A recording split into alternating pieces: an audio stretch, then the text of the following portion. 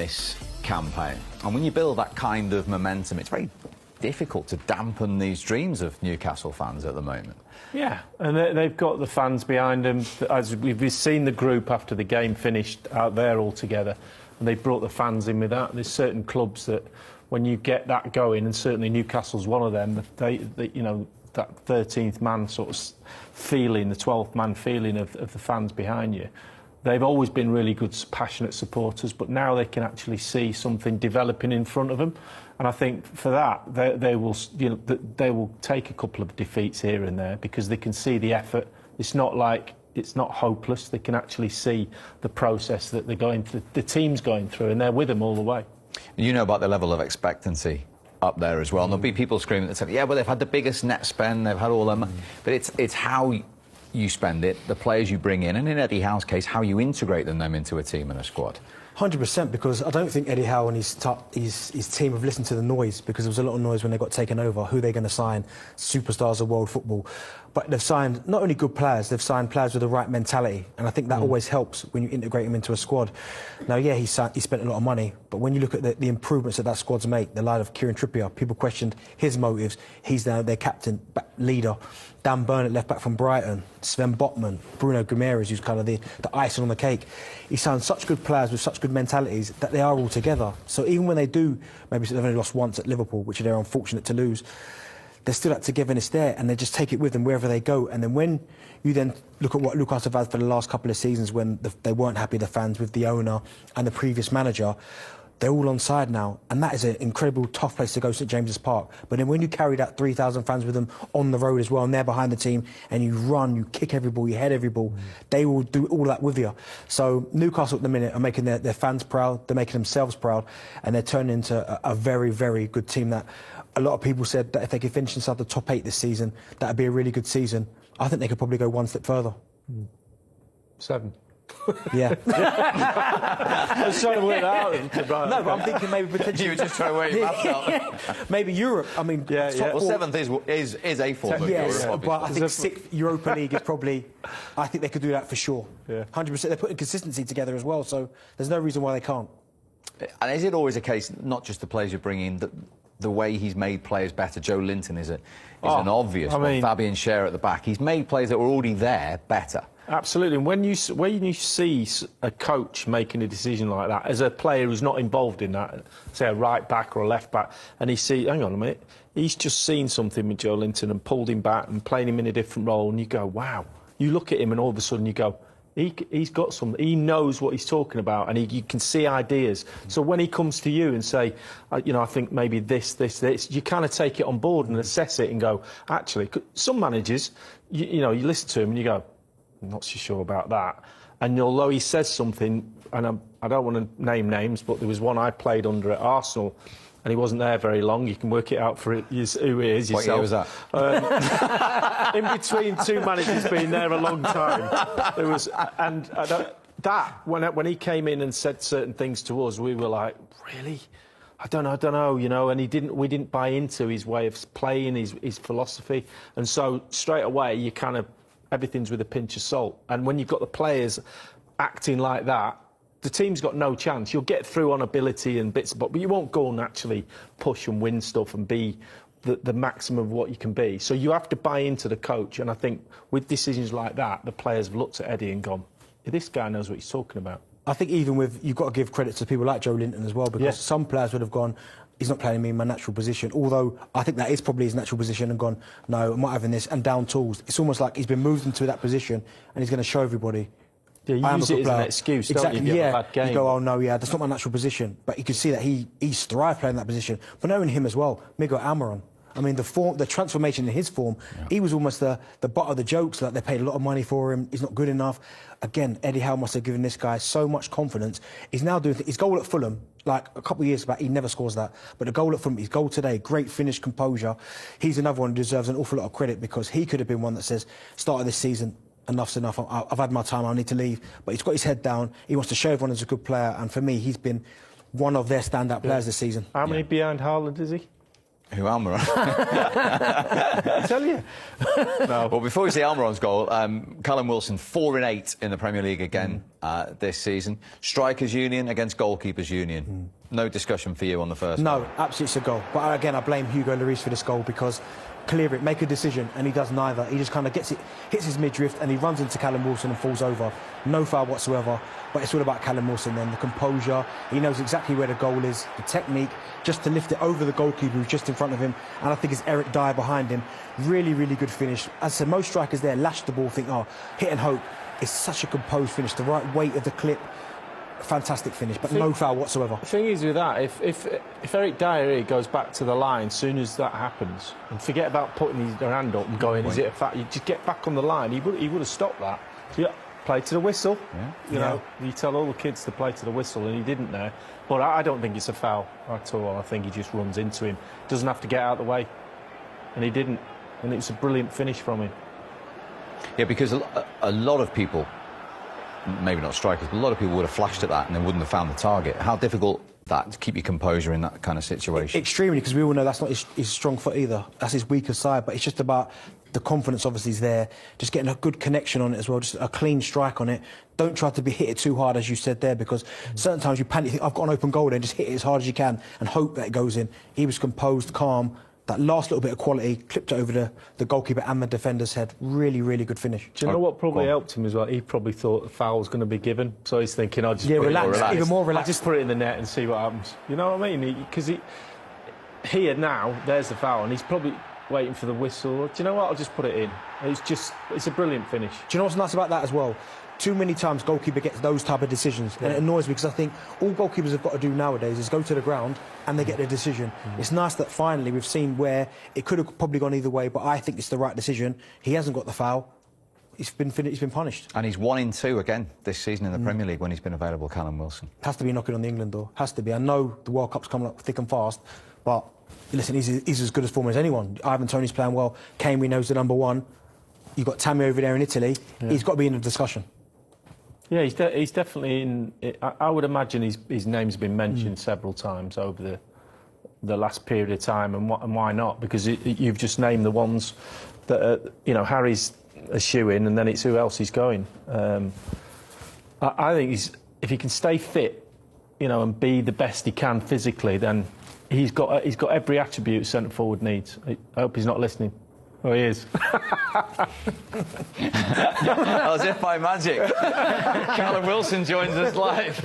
We've got 2 men getting you on the plane to Qatar here, Callum. Oh, I love it, lads. Before we get to yourself, what another great win. How did that feel at the end? We saw the scenes, the togetherness with the players and the fans. Yeah, it means so much, I think. Last season, it took us a while to get our first win of the season, and then this year we've tried to just take it game by game and build on how we finished the back end of last season, and we've done that. And long may it continue, but we need to keep our feet on the ground at the same time. Right, let's get your view then on 1-0 with the goalkeeper. It's a great finish, eh, lads? You'll be proud, Menty. What was going through your mind here when Hugo Lloris came out? Just to, obviously slow my feet down, because I could see he was gonna chest it, but at the end of the day, I have nowhere to go, and he's kind of chested it and then jumped into me. It's a great ball by Fabio. I don't think he meant it to play it to me. I actually tried to get out of the way by the looks of it there as well. But yeah, instinctive finish, I think. We both in the studio thought it wasn't a foul. Obviously, because in my Arsenal connection, there's nothing to do with it. But you don't have to get out of his way, and you did try to slow down and virtually stop. So we thought it was a perfectly good goal, and he took it extremely well. Thank you. I think sometimes the goalkeepers get too much love, and they're quick to blow the whistle anytime you touch them. If it's in the area, he'll probably get given as a foul, but I think he's come all the way out, and like you said, I don't have to get out of the way. I just stood my ground, and he's jumped into me, and we've gone 1-0 up. Callum, I know you're the top scorer and you've got other options, but I must ask you about Miguel Almiron, because he's had his critics. 5 goals in his first 64 games. He's now got 5 in 5, and some of the finishes we've seen at Fulham and again today. How pleased the rest of the lads for him? Yeah, we're so happy for him, because he worked so hard. In his overall performance, and he probably just needed to add goals and assists to his game, and this season he's done that. you know, obviously, long may it continue for him. He's on fire at the moment. If he didn't score, I was going to kill him, to be honest. Because I was square for a tap in, but no, it's a great finish. He's got some goal of the month contenders in there this month by himself. So yeah, we're delighted to have him, and he's full of confidence at the moment, which is helping the team. Callum, I've got to speak about you again. Listen, you're scoring goals, you look fit, you look strong. Surely at the back of your mind there must be England aspirations. The World Cup's around the corner. I mean, is that something you're looking at, you're concentrating on? I think, yeah, one eye's on that course. Any striker who's English and has got an opportunity at the moment to kind of, you know, showcase their ability to try and get into the squad. I'm trying to do that, but it's only going to happen by focusing on Newcastle. For me, I'd love to represent England again. You know, it was obviously a highlight of my career a few years ago, and I want to get back there. And a few injuries have been here and there, which is, you know, been disappointing. But I think now I feel good, I feel strong, and yeah, I think there's an opportunity there. To be honest, there's not many strikers that will run in behind like myself. So hopefully I'll add something different if I can stay fit and keep my form up. Callum, just give us a little insight into what's going on behind the scenes with Eddie Howe as far as what he's done, what he's created there. I hate the word process, but there seems to be one going on where all the players are buying into it. What's the difference been, the key difference? You know, the managers took over when we was in a difficult position, so it was probably all about staying in the league first season. Throughout pre-season, you know, we've built on the philosophy, playing out from the back, adding different set-piece routines and different things to our game, and also alongside with that, we've added a culture. You know, everyone's bought into what we're trying to do, and we've added to that with players and their ability as well. And I think it's all going in the right direction, and we're keeping our feet on the ground. But he's an unbelievable manager, and he's getting the best out of the players at the moment. Yeah, and you'd obviously worked with him before. It's very difficult at the moment to temper the excitement with these Newcastle fans. You go to bed tonight, you look at the table, you're in the Champions League spots at this stage for the first time in 11 years. Yeah, it's early days, lads. I think obviously, yeah, you know, as players, you'd love to play in the Champions League, but I think it's one game at a time.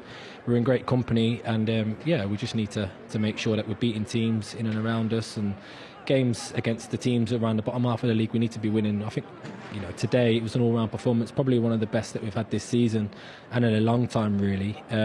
Just from everyone digging in from that point of view as well, when it was you know, all backs to the wall late on. And just finally, you're difficult to beat as well. Just that Liverpool defeat, which I know was a difficult one to take all season. They're the only team to beat you. Yeah, I have to give massive credit to the guys at the back. You can see at the end how much it means to them. I think those guys have been working hard on the training field. You know, sometimes they're out in training 15, 20 minutes before we even come out as attackers, so they're all working on shape, and you know, they've got a structure going on there, and you know, long may it continue. And I think that's given us the platform then to go and win games, and the attacking players to go and express ourselves. Callum, very well done today. Thank you very much indeed for joining us. Thank you, guys. Well done, mate. Cheers, take care. Callum Wilson live for you from the Tottenham Hotspur Stadium. So Spurs did get one back early into the second half. At that stage, did you think, well, maybe for your former club? Yeah, I did. I thought, you know what it's like at that stadium as well, the momentum, Spurs get themselves back into the game. Typical Harry Kane goal, really clever play, striker's finish, just a gambling at that back post, and the amount of times the ball someone gets the first contact and it just flashes him, and you see it here, Harry Kane, 1-1 with Trippier, it always flashes across that 6-yard box, and sometimes there's no one there, but he's always there, Harry Kane, in his position, and it's a simple header in the end. It looks quite basic, but gets himself in there. He's never going to miss from there. And when they got that one back, I did think, here we go, they'll start to get a bit of momentum now, start to flood a few men forward, start to get a few more opportunities on goal. And to be fair, it just didn't materialise. That they got this good time there to get the goal, 54 minutes, still a large portion of the game to go. But after that, they didn't really create too much, no really clear-cut chances. And Newcastle were quite comfortable. So I think if you're Antonio Conte and you get yourselves back into the game, you're probably thinking, what more could I have done? What more substitutions could I have done to try and get us back into the game? But to be fair, they huffed and puffed. But when you say about real quality, I think there was a severe lack of it today. Just one quick question. Why is the right-back picking up Harry Kane at the corner? What's the answer to that?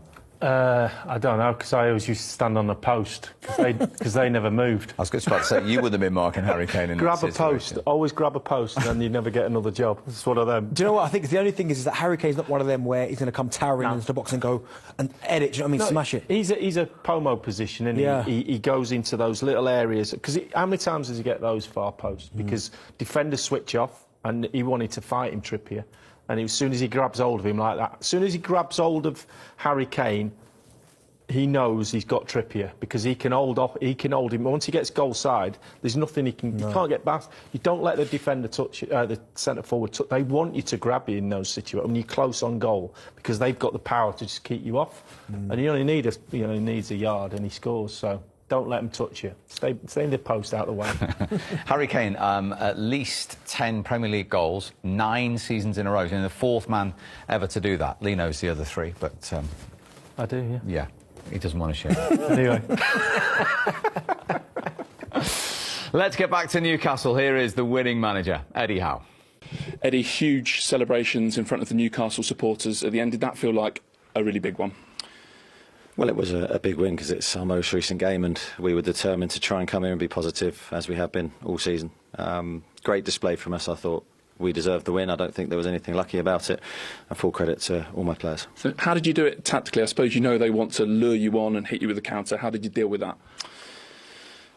Well, I think the players deserve a lot of credit for how we attack the game. It's all very well me trying to present a game plan, but the players have to buy into it and believe in it. I thought we executed it really well. So it wasn't without problems. You know, they've got world-class players, so there's a lot of adapting and little tweaks and adjustments as that game went on, but full credit to the players for how they implemented it. Most of the problems in maybe the first 15-20 minutes? Yeah, they had a few long-range shots early in the game. They had a few counter-attacks that were dangerous where we didn't quite get our positioning right, but once we solved that, I think we were OK. Can you just explain those tweaks you have to make as the game goes on?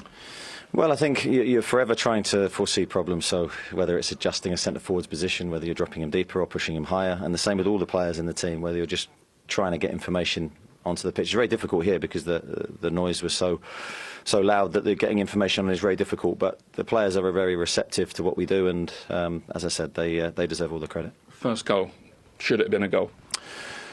Well, I haven't seen it again. I'm only going on my initial reaction. It looked to me like the two players just came together. I don't know whether there was one more forceful than the other, so it's a collision.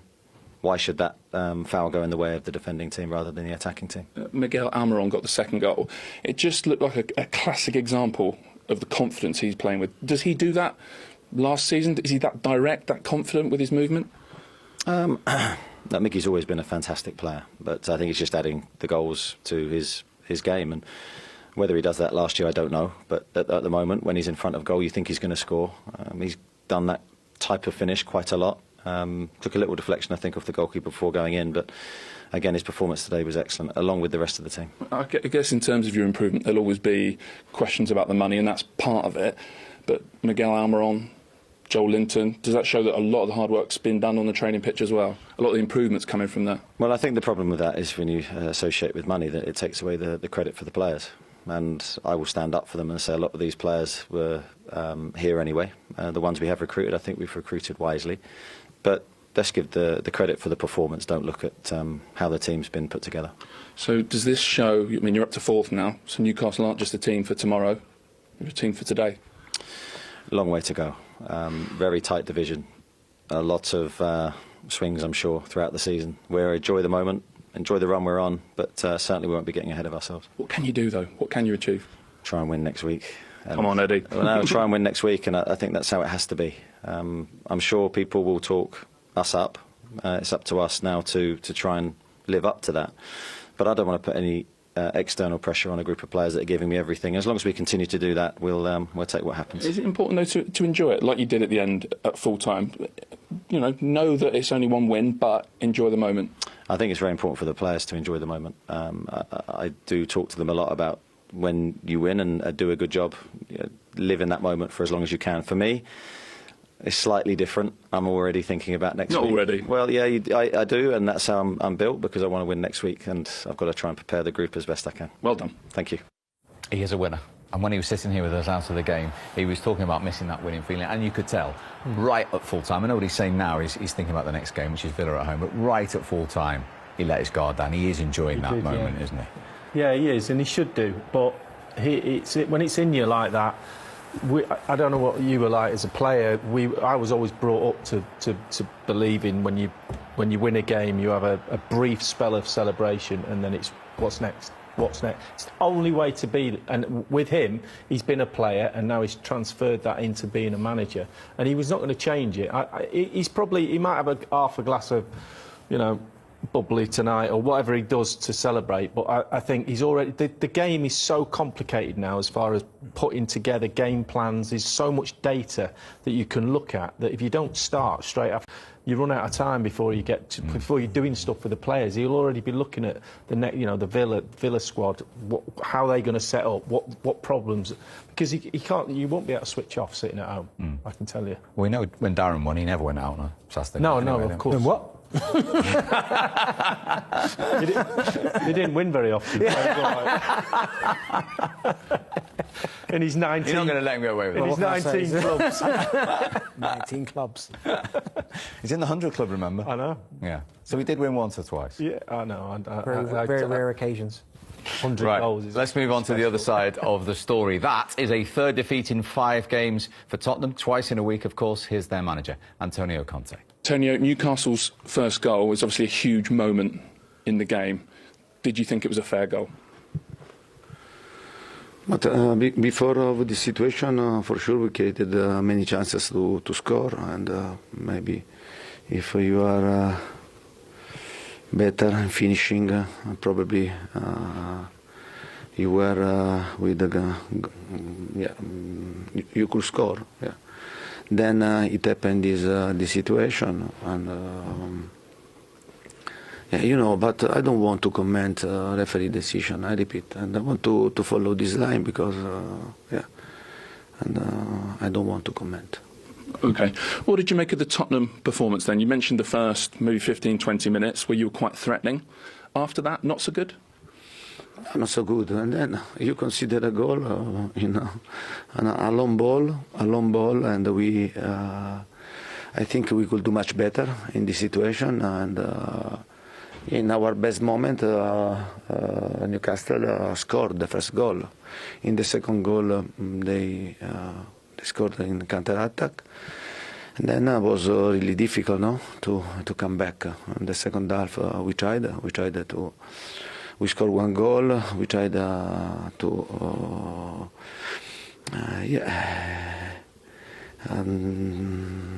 make the deliver, to the draw, but we didn't do good enough.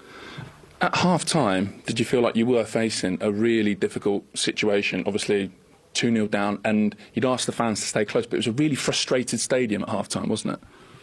Really frustrated. The fans has to understand that I think we are doing our best in every moment, and also today the commitment was really high.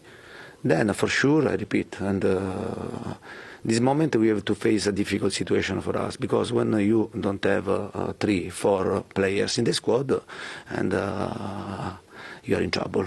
You are in trouble, and we have to manage very well this situation, to try to overcome together. Then if others see other aspects, and I think that without 4 players, the squad doesn't allow to lose for players in this moment. Do you feel that was a big factor today, the fatigue in some players and the injuries to others? But I always said before to start this second path that the important team, the team that they are going to fight to win the title contenders, you'll see the team during this period when you play every 3 days. Because when you go to play every 3 days, you need to have a depth squad and a strong squad with great quality. And I think that we have only just started our process. And last season, I repeat, and from Conference League now we are playing the Champions League. We are trying to do and to improve the situation step by step. But you need the time and patience. This has to be very clear for everybody. Because I repeat, then I want to be honest. And with my experience, I continue to tell that we are doing well, the best situation, but we need the time, patience, and to have this type of problems to understand the way to overcome in the future. No, but not January, not January, not July, and we need. when you start this type of process and to build, if you want to build something important, and I can tell the line to follow, and then I repeat, and it will be important to go step by step. Now we have to finish this period of games, and then in January we'll see with the club where we are, which improvement we did, the way that we have to follow, and together with the club. But the club knows very well, because I was very clear also this summer that I said, pay attention, because we need time, patience, and to try to improve the squad, because if we want to play in Premier League and in Europe, especially Champions League, you need to improve the squad, and especially for these moments, because and when you play, the injury is behind, and when happen and 3, 4, 5 players, it becomes dangerous, and it becomes a problem for a team like Tottenham. Okay. Thank you. Thank you very much.